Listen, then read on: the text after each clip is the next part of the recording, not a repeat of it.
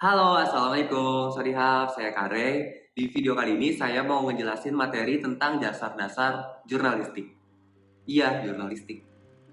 Tujuannya itu, kenapa kita belajar jurnalistik? Tujuannya supaya kita paham dulu produknya, karakteristiknya, dan bahasa jurnalistik.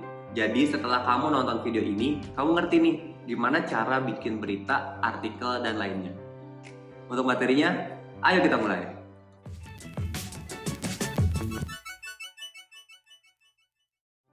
Komunikasi massa. Materi kali ini dasar jurnalistik. Pernah dengar kata jurnalistik? Dengar sih pasti udah pernah. Tapi tahu gak artinya apa? Secara etimologis, jurnalistik adalah laporan tentang peristiwa sehari-hari yang saat ini kita kenal dengan istilah berita. Menurut KBBI, jurnalistik adalah yang menyangkut kewartawanan dan persurat kabaran. Jadi intinya apa? Intinya, jurnalistik adalah bidang profesi yang mengusahakan penyajian informasi tentang kejadian dan atau kehidupan sehari-hari secara berkala dengan menggunakan sarana-sarana penerbitan yang ada. Jurnalistik adalah pekerjaan mengumpulkan, menulis, menyunting, dan menyebarkan berita dan karangan seseorang melalui media massa kepada masyarakat luas. Udah jelas ya, namanya juga berita, jadi harus disebarin. Nah, jurnalistik itu mengenai kewartawanan atau mengenai jurnalistik. Kalau jurnalisme, aktivitas atau profesi menulis untuk surat kabar, majalah, atau situs web berita atau menyiarkan berita untuk disiarkan. Kalau jurnalis, orang yang bertugas untuk mengumpulkan, mengolah, dan kemudian menyiarkan. Bisa bedain ya, jurnalistik itu dunianya, jurnalisme itu aktivitasnya, jurnalis itu orangnya. Benar. Lalu ada produk. Salah nih, bukan produk komunikasi ya, tapi produk jurnalistik. Produk jurnalistik itu berita dan opini. Berita yakni penyajian kumpulan bahan keterangan, informasi, atau laporan mengenai suatu peristiwa atau kejadian yang terbaru atau aktual, serta laporan mengenai fakta-fakta yang aktual, menarik perhatian, dan nilai penting atau luar biasa. Bedanya apa berita dan peristiwa?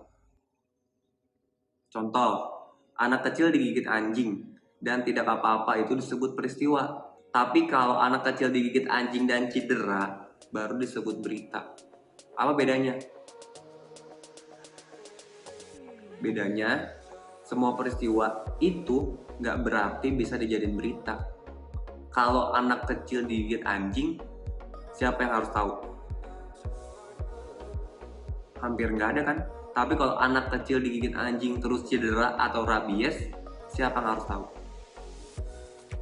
Lingkungannya harus tahu, karena bisa jadi antisipasi pas lewat situ supaya nggak digigit sama si anjing itu. Jadi bedain peristiwa sama berita.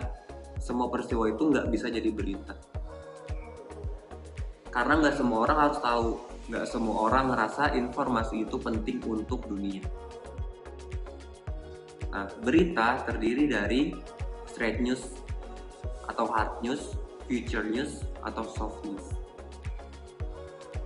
Contoh, seorang pria tewas ditembak di Tol Cijago. Seorang pria dibunuh di Jalan Juanda. Hard news atau soft news? Hard news. Emang apa sih hard news? Hard news itu adalah berita langsung. Dalam arti penulisan berita di sini ditulis apa adanya berdasarkan fakta atas kejadian, tidak berbelit-belit, serta mengutamakan nilai aktualitas. Sifat utamanya adalah lugas, singkat, dan langsung ke pokok persoalan dengan dukungan fakta-fakta akurat, namun tanpa mengabaikan kelengkapan data dan objektivitas. Berita hard news harus memenuhi unsur 5W1H, udah jelas nih, udah pasti udah pernah belajar juga. Dan harus cepat disiarkan karena jika terlambat, maka berita akan dianggap basi. 5W1H itu apa aja? Pertama itu ada who. Siapa saja yang terlibat di dalam peristiwa yang akan ditulis. Penulis berita bukan termasuk unsur who. Jadi siapa dong who-nya? Who-nya itu adalah narasumbernya. Jelas lah ya. Kalau ada wartawan nanya ke polisi, berarti who-nya itu polisi. Bukan juga. Who-nya itu adalah orang yang ada di dalam beritanya, bukan polisinya. What? Kejadian apa yang terjadi saat itu dan akan dituliskan? Jelas lah ya. When? Kapan waktu terjadi peristiwa tersebut? Where? Di mana peristiwa tersebut telah terjadi dan menjadi perhatian? Why? Apa artinya? Kenapa hal itu terjadi? Dan terakhir, how? Bagaimana prosesnya terjadi? Produk jurnalistik selanjutnya, menikmati sensasi es serut unik khas Korea di Jakarta, uniknya kuliner dan kebudayaan Jepang di Jakarta. Nah, ini maksudnya apa nih? Hard news atau soft news? Atau feature news? Ini feature news. Jadi berita feature news itu apa? Berita feature atau future adalah tulisan yang menggabungkan unsur jurnalistik dengan unsur sastra, serta dapat mengabaikan segala aktualitas. Kalau yang tadi hard news harus terbaru, kalau feature news nggak apa-apa nggak terbaru. Berita feature bersifat ringan, menghibur, menenangkan, merangsang dan menimbulkan rasa emosional, serta mengundang imajinasi pembaca dan memberi, menambah, atau meningkatkan informasi tentang suatu keadaan atau peristiwa, masalah, gejala, proses, aspek-aspek kehidupan, termasuk juga latar belakang. Nah, lanjut ke opini. Opini adalah pandangan atau pendapat mengenai suatu masalah, kejadian, atau peristiwa. Secara garis besar, opini terdiri atas editorial, spesial artikel, dan feature artikel. Nah, kalau berita tadi harus ada faktanya, kalau opini berarti pendapat mengenai suatu masalah. Jelas banget udah. Berita itu harus ada fakta, kalau opini itu adalah pendapat. Ingat tuh, berita adalah fakta, opini adalah pendapat. Lalu ada syarat kelayakan berita. Yang pertama, aktual, lalu ada proximity, performance, objektif, berimbang, tidak mencampurkan fakta dan opini, dan akurat. Selanjutnya kita masuk ke karakteristik jurnalistik. Pertama ada skeptis. Sikap untuk selalu mempertanyakan segala sesuatu, meragukan apa yang diterima, dan mewaspadai segala kepastian agar tidak mudah tertipu. Wartawan akan terjun langsung ke lapangan, berjuang, serta menggali hal-hal yang eksklusif dari suatu peristiwa sebagai bahan berita. Apa sih maksudnya? Jadi kalau seorang wartawan tuh, misal ada kebakaran nih di jalan ini, kalau dia adalah seorang wartawan, dia nggak bakal percaya ada kebakaran di jalan itu. Tapi dia harus datang dulu ke jalan itu dan ngebuktiin beneran kebakaran atau enggak. Nah, kayak gitu, itu artinya skeptis. Lalu ada action.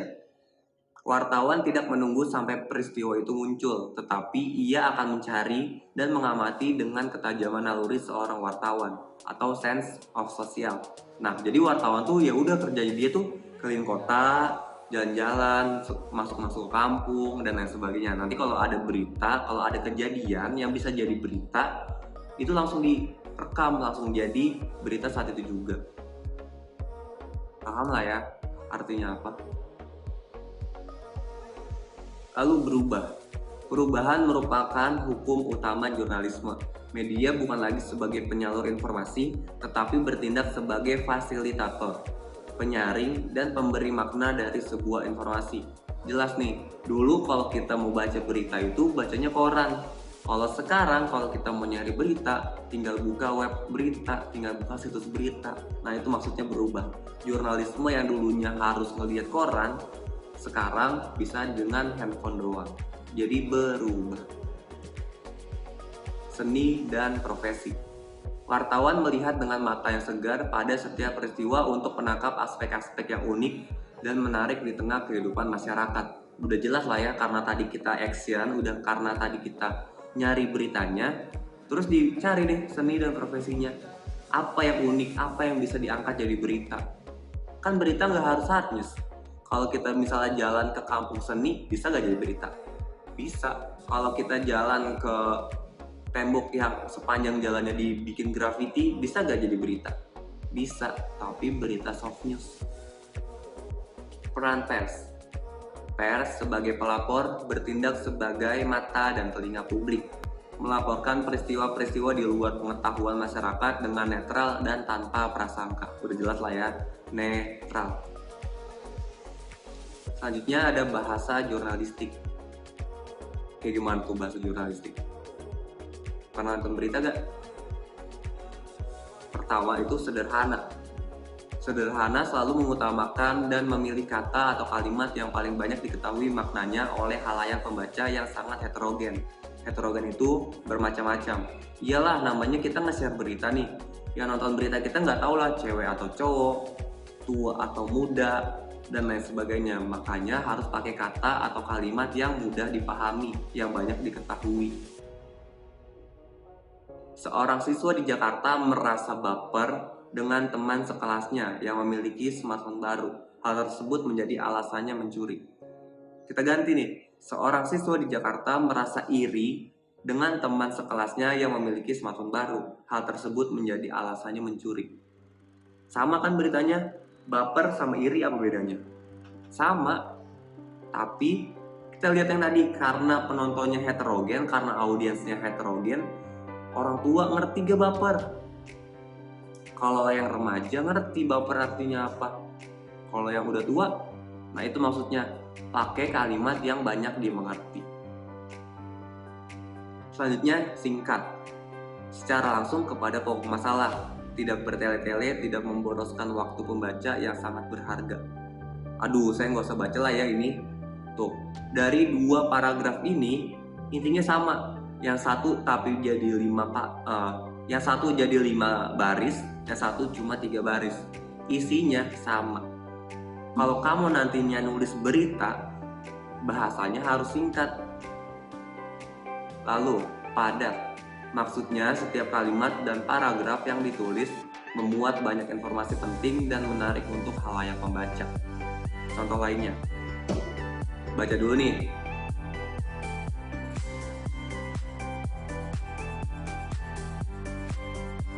Mendingan yang mana? Paragraf yang atas atau paragraf yang bawah? Jelas yang bawah ya. Alasannya apa tahu? Karena yang bawah lebih padat dan infonya lebih banyak. Lugas. Lugas berarti tegas, tidak ambigu, sekaligus menghindari penghalusan kata dan kalimat yang bisa membingungkan khalayak pembaca sehingga terjadi perbedaan persepsi dan kesalahan konklusi. Contohnya, pelaku dari pembunuhan si A kemungkinan adalah teman dekatnya.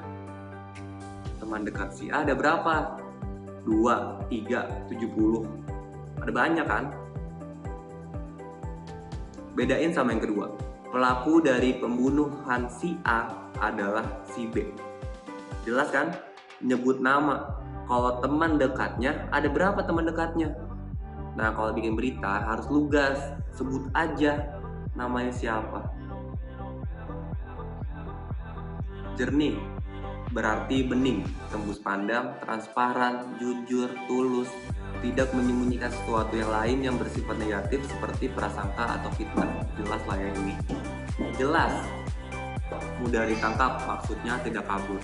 Menarik, mampu membangkitkan minat dan perhatian khalayak pembaca, memicu selera baca.